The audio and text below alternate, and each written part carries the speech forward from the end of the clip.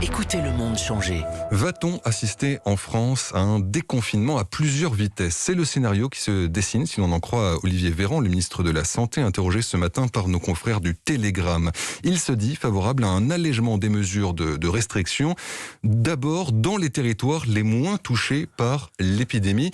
Jean-Gabriel Bourgeois, cette perspective inspire déjà certains départements. Oui, et dans les zones où la situation épidémique est moins préoccupante, le sourire est un peu plus large ce matin, comme en Bretagne par exemple, où le taux d'incidence est presque 2 fois moins élevé que la moyenne nationale. Hervé Guillard, le maire de Saint-Brieuc, espère au plus vite se mettre autour de la table pour travailler à la sortie de crise.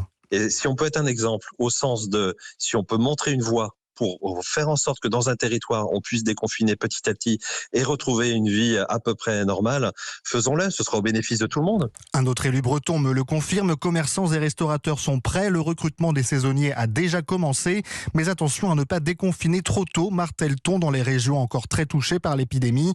Olivier Klein est le maire de Clichy-sous-Bois en Seine-Saint-Denis. Il n'y aurait rien de pire que d'ouvrir trop vite les vannes et de se retrouver à nouveau dans une situation de forte tension. C'est aussi pour ça qu'il faut continuer à vacciner le plus vite possible pour que très vite on retrouve une vie normale. Le ministère de la Santé me le précisait tout à l'heure, un déconfinement territorialisé fait partie des options, mais il est encore bien trop tôt pour décider. Tout dépendra des indicateurs, le taux d'incidence, l'évolution et la circulation du virus. Cette piste de réflexion n'est pas forcément celle qui tient la corde, tempère l'entourage d'Olivier Véran. Le calendrier n'est pour l'instant pas remis en question. L'objectif pour la levée des mesures de freinage reste fixé à la mi-mai. Merci Jean-Gabriel Bourgeois.